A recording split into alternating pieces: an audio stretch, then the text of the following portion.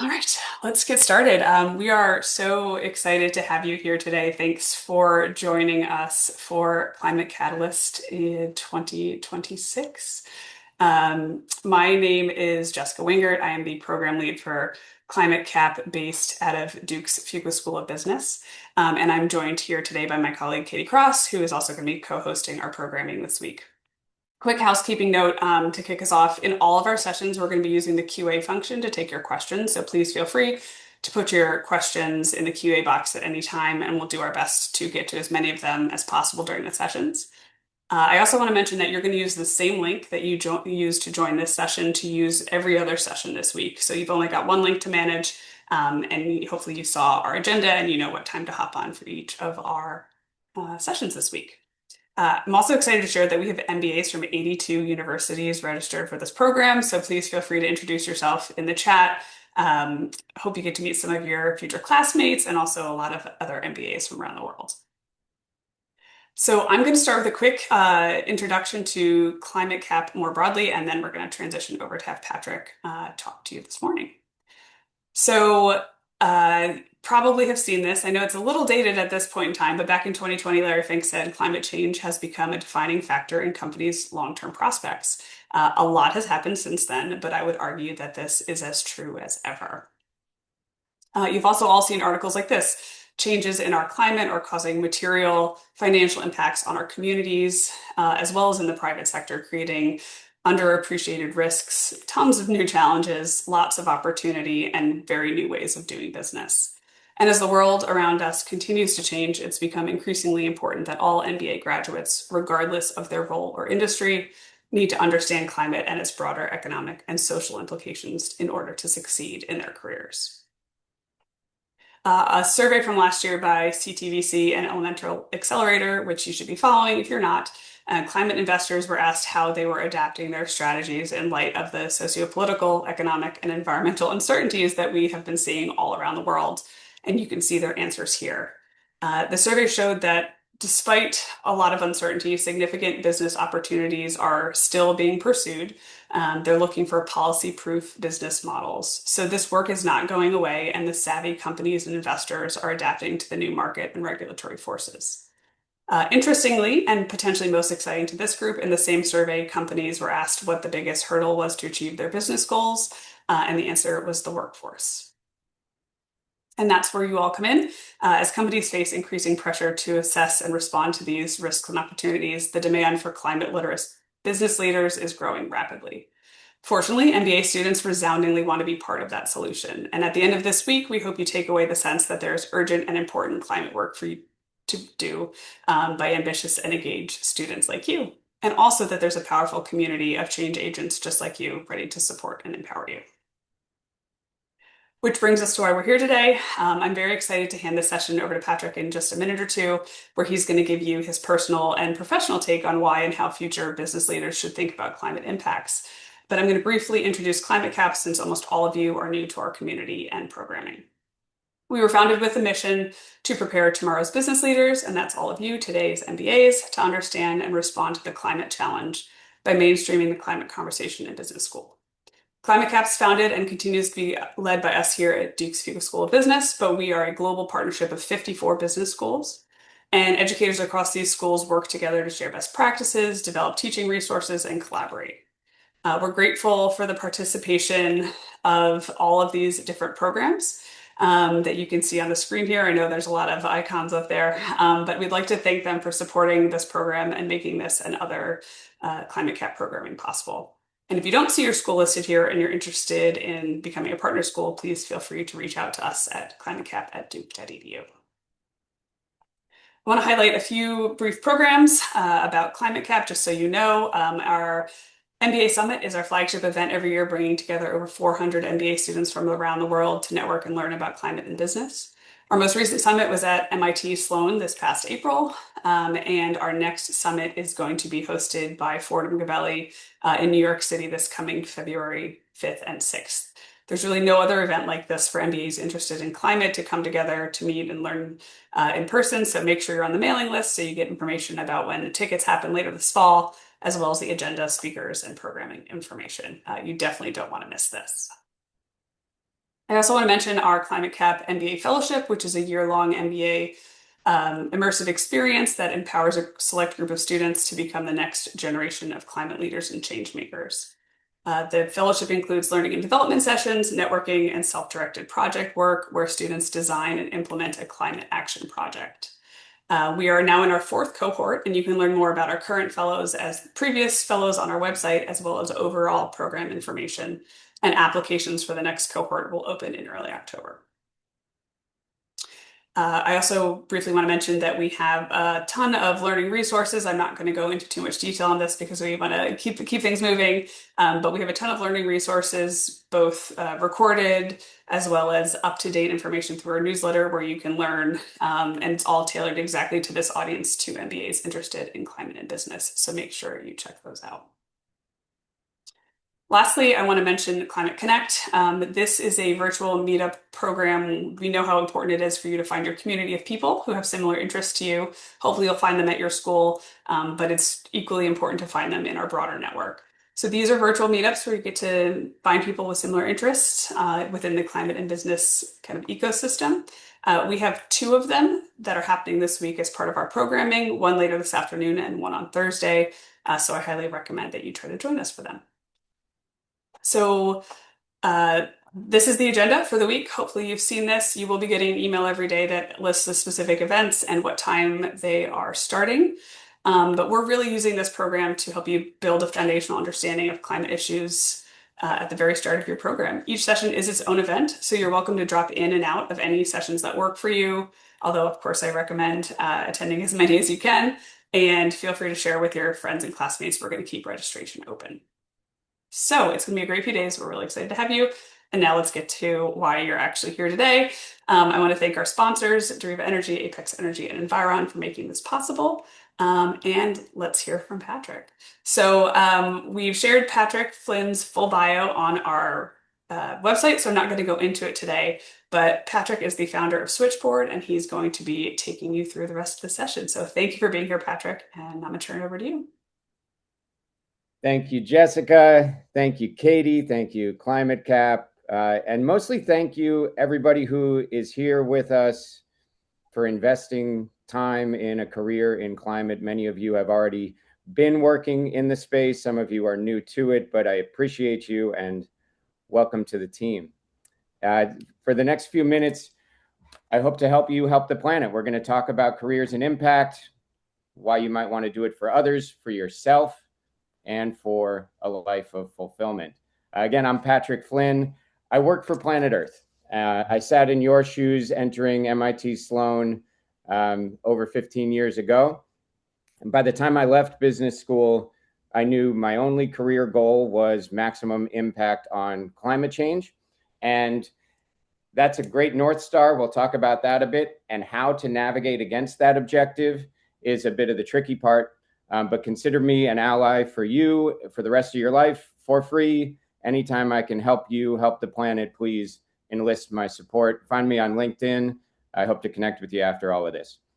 So as we dig into it, I thought about splitting this up into 3 different sections. So Jessica, if you'll advance a little bit.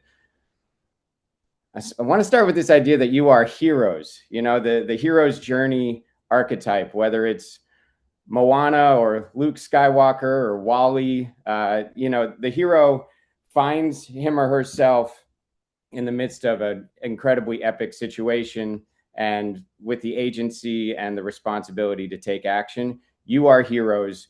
We need your help. There's a lot at stake right now. Here's how it's going to go. I'm going to give you advice, just having been in your shoes, advice for MBA students and where you are now. We're going to talk about careers in climate, the selfless reason to do it, the selfish reason to do it, and the elements of what make it so satisfying. And then we're also going to talk about how you can work with a few tools for those careers and impact. So first, this is where you are right now. I'm about to hit the frenetic, exciting MBA journey. Many of you, if you're just starting, I had these dreams of doing more exercise than I ever had in my life, learning to play the guitar, but it is way more frenetic. And so what do you do if you're in this situation right now on a roller coaster? You buckle up, you figure out where you want to go, and you make sure you stay on track. So over this summer, over these next few days, and what you've already done in your application process and connecting with old peers, surfacing letters of recommendation, you have already significantly grounded yourself in what you want to do and where you want to go. So hold on to that as the exciting MBA journey begins. Now, next slide. As you think about what you want, think about the next couple of years as the opportunity to add tools to your professional toolbox.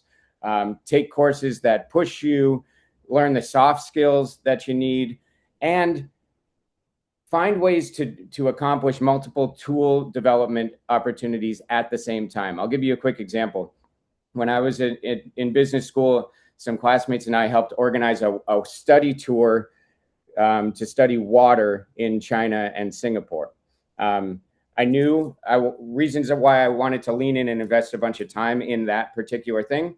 I knew I wanted to learn about water. That was an interesting thing I wanted to develop and add some tools to my toolbox there. I knew I wanted to travel internationally during some of the breaks, and I didn't have very much money to do it, so I wanted the school to help pay for it. I found it to be a great networking opportunity among classmates by bringing in guest speakers. And so I was able to add a whole bunch of tools with one initiative, thinking very strategically about it. We went on to then found the MIT Water Club as well. It didn't exist before we got there. But also, I used it as a chance to practice public speaking. So if you'll go to the next slide here for a sec. Entering business school, I was terrified of public speaking, like, panic attack, couldn't do it. And so I sought out opportunities, whether it was delivering the class presentation or introducing the guest speaker for the water study tour. I threw myself in front of the room to practice speaking. And whether for you, pushing into an uncomfortable space is speaking like me or something else, recognize that business school is a safe environment to fail. It's way easier and more comfortable to crash and burn during a speech in business school than it is in the big meeting once you're out and in the real world in your job. So find a way to be uncomfortable, to push yourself, to find your limits. That's where you really learn and develop and grow. So now let's go into careers and impact and the selfless, selfish, and the fulfilling, satisfying reason to do it. First, let's start with the selfless one. Next slide, please. You and I happen to be alive at the most high stakes moment our planet, our species, all life on Earth has ever faced. And sure, we've taken this image here and the land it represents and drawn a bunch of imaginary lines on it. But this is one home, spaceship Earth, and everything is at stake now. Let's go to the next slide. Spaceship Earth has a planetary dashboard on it. If you're not familiar with the Stockholm Resilience Center and planetary boundaries, this shows a handful of different dimensions processed by the best scientists to show how far are we overshooting on things like climate change, like nitrogen loading, like land change. And you can see since I was in your shoes, things have gone in very much the wrong direction and fast. So if this is the dashboard on that spaceship Earth, not only do we have warning lights, we have warning lights flashing with audible alarm. We need all hands on deck. We need your help. And to do it with the privilege that you have, not everyone can attend business school. You have an immense privilege to help as more people than anybody's been able to help ever before. When so much is at stake, a great career, a great innovation, a great project delivers outsized returns to all life on Earth forevermore. There's also, next slide, a selfish reason to do it.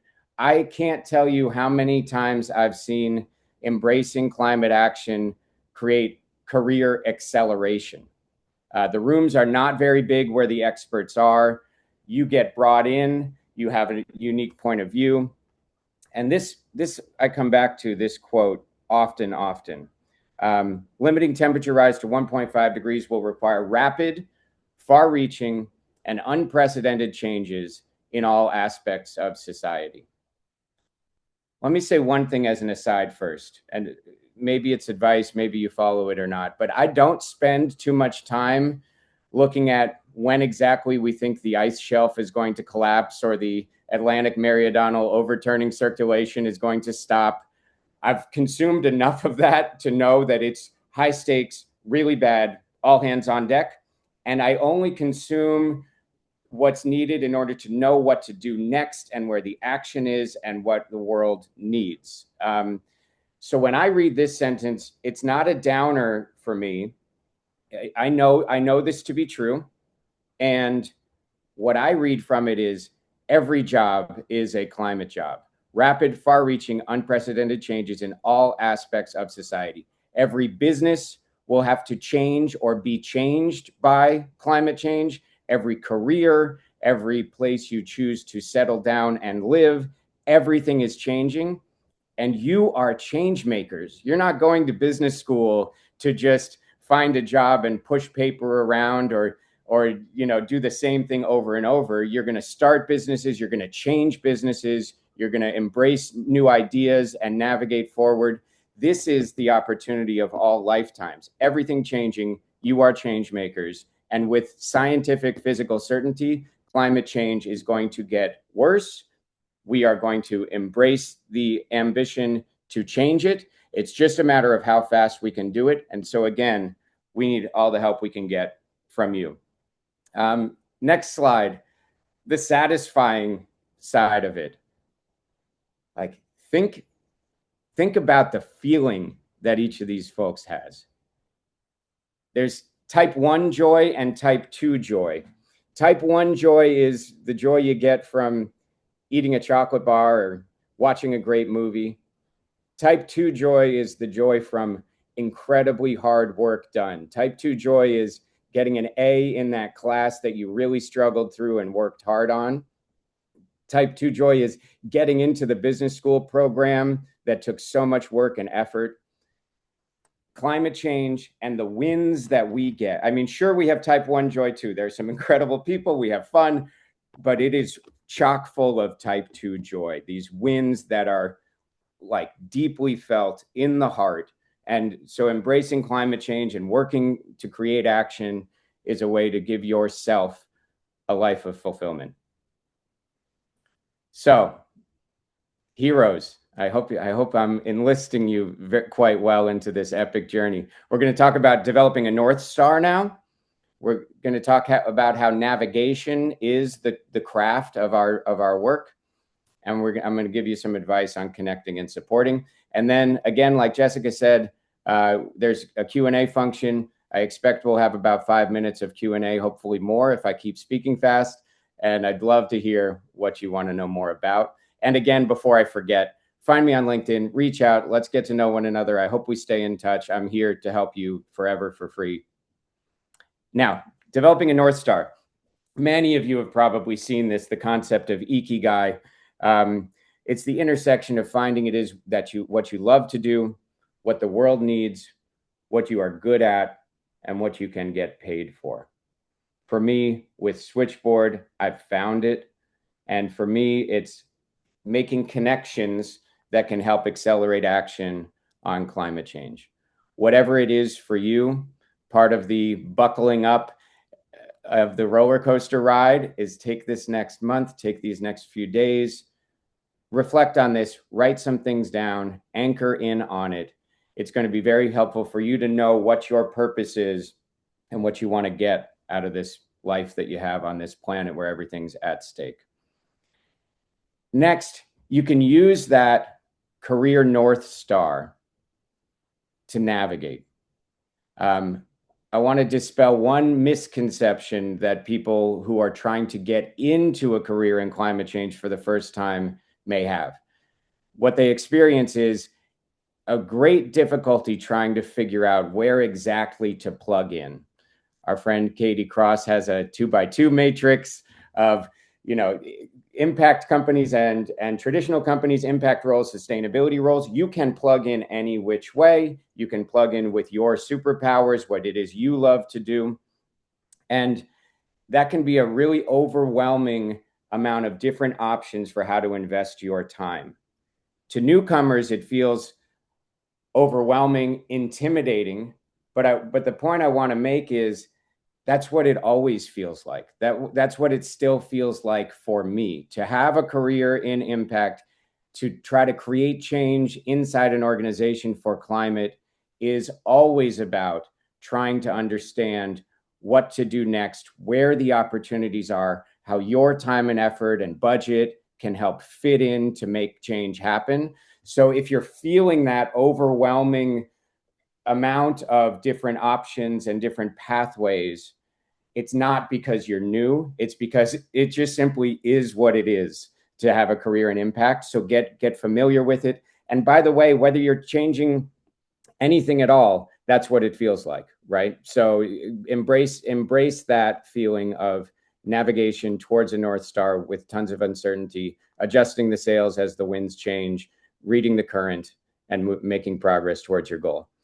I'll also say, knowing your North Star and navigating actively is not just a way for you to help yourself help the planet, it's a way to help others help you. When I say I work for planet Earth and I'm here to support you, when I say that my only career goal is maximum impact on climate with my limited time on this planet, not only am I redefining clarity for me, but as you can tell, many of you will now know what it is I'm after, where I'm going, and where to find me when you need me or you think I might need you.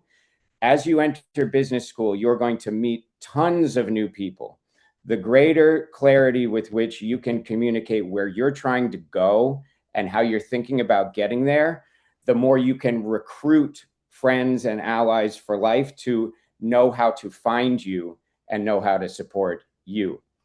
And that brings me to our final bit of advice here. The next slide is, with that in mind, build your team. You're going to meet people here, whether it's a guest speaker like me or a future classmate at your own school or someone else. Meet people, support them, enter into this realm of work supporting others. I guarantee it will pay back. Operate with integrity and trust. Trust gets built very slowly over the long term with credible, virtuous action over and over and over. Trust can deteriorate quickly too. So navigate, support, give selflessly, operate with trust. It's like a flywheel that's career long. And if you can stay focused on that, it will deliver huge momentum for you. Plus, the planet needs it. We need to operate as one. There's a saying, if you want to go fast, go alone. If you want to go far, go together. Well, we need to go far fast. And so we need to go together as one with love and trust for one another and deep connections so that we can right this moment that we find ourselves in. Last, just a recap. Very quickly, it's a roller coaster, so buckle up. Know what you want to do. Gather your tools in a multi-solving way. Raise your hand for extracurricular things or pick those elected courses that will give you multiple things at the same time. Allow yourself to push to failure. Business school is a safe space. Failure is tolerated. So use it as a training ground. Push hard. Careers in climate, there's a selfless reason to do it. This is epic, high stakes hero stuff. We need you. There's a selfish reason to do it. The rooms are small. The expertise is limited. With everything at stake, people remember those who stay the course. And so you can accelerate your career. I've seen it every single time I've watched somebody embrace climate impact. And plus, it's satisfying. That type 2 joy comes all the time. In order to successfully deliver a career in impact, find your North Star. You can think about Ikigai. You can think about some of the essays that you wrote in order to get into business school. Find it and articulate it as crystal clearly as possible to the hundreds of people you're about to meet who are going to become allies for the rest of your career. Navigation is the craft. So get used to it. find your way to plug in, to find where the wind is pushing you and go create big change. Connect and support one another with trust. Trust is a flywheel, and it will deliver benefit back to you if you operate with integrity and continue to selflessly help others. Final slide, I think, is just another blue marble. Here we are. Let's get some questions. Jessica, what do we have from our great leaders out there? Oh, there we go. Thank you so much, Patrick. I appreciate that very much. So you mentioned finding your North Star. Do you have any tips on ways while students are actually in their programs, how they might start to kind of feel that out? I think there's a curiosity to it. Whatever piques your interest, you go follow that. For me, I ended at climate change. To me, it's not because I think it is because whether you care about pandas or equality or human health with wildfire smoke, like, you pull on the yarn of an issue that might really hit home to you, affordability, community development, whatever it is. For me, you pull on the yarn and you end up at climate change as one of the biggest drivers, and also one of the biggest drivers of pretty much everything else. So my curiosity led me to this, which is that climate is the biggest, most important, and most complex puzzle humans have ever faced. And I knew in my career, even before finding that I identify as a puzzle solver. I want to find myself in the most complex, high stakes puzzles there could possibly be. And so I got to it. So I think just curiosity and finding thyself. Great, thank you. We have a question about, there's a little bit of interest about entrepreneurship within the climate space and kind of from an internship perspective, are there kind of roles or skills students should be looking to build while they're in their MBA program to pursue some kind of entrepreneurial venture? Well, yes, I think you're going to business school, gather as many business skills as you possibly can. The world needs business leaders focused on climate. And so we have enough academics looking at the science. You are in MBA programs. We need business leaders. We need you to be incredibly good at the different business skills needed, whether you're starting a company, joining a small company that's in the impact space, or joining a traditional company that needs a change maker on the inside. You're going to need those fundamental business skills. There are tons of technological opportunities. I'd point you in the direction of John Doerr's Speed and Scale book, but also he's got an interactive map of the different technological gaps and which ones are close and which ones are far flung. So think about that. I love the entrepreneurial spirit behind a lot of those questions. We need new. And I'd also maybe just say there are different times when entrepreneurship is right for you in your own life journey. Sometimes you're ready to bet the farm, bet it on yourself, eat ramen only for a few years and do something huge. Other times you need the stability of a regular paycheck and benefits. And so think a bit about what you actually need in that moment. But my goodness, if you can do it, swing for the fences and let's change the world. Love it. We're at the top of the hour, so I'm going to ask one final question. What is one resource or person or blog or podcast that you are going to keep you inspired at this point in time? Oh man, every single time I see Bill McKibben's The Crucial Years newsletter come through, I find myself reading it, whether I have time to or not. It just grabs me. And it's not always the most inspirational. I mean, he's often writing about some of the really bad setbacks that we have. So kind of like trigger warning on this one. But like I said, for me, when I get the bad news, it actually fires me up. It's like, yeah, okay, reaffirms that this is really important, that I'm doing awesome stuff and I need to get back to work on it. So if you find yourself getting like down from it, maybe find a more inspirational one. But for me, that really recharges the battery. Awesome. Well, thank you so much. I hate to have to wrap it up here, but we are at the end of this session. Patrick, thank you so much for sharing your perspective, your optimism, your enthusiasm with us. I think it's very clear to everyone here today why they need to integrate climate into their careers. So we're really grateful to have you 2 years running for Yeah, Climate Catalyst to kick us off. I love it. What an honor. Thank you so much for including me in this. I hope it delivered some good value and insight to everyone out there. I really appreciate what you're doing. This is to give this opportunity and this dose of climate equipping for careers in climate at this moment in each of these folks' journey is beautiful. I love it. I'll do it as many times as you invite me back. I'll be here. Thank you. I'd also like to thank our attendees for joining us. There's a lot of different ways to get engaged with ClimateCAP, as I mentioned earlier. Make sure you're on our mailing list if you aren't already today. And I also wanted to highlight our next two Climate Catalyst sessions. So in about 15 minutes, we'll be doing climate science for MBAs with Berkeley Haas professor Drew Isaacs. It's a fantastic session, especially for those of you who don't come from a more scientific background.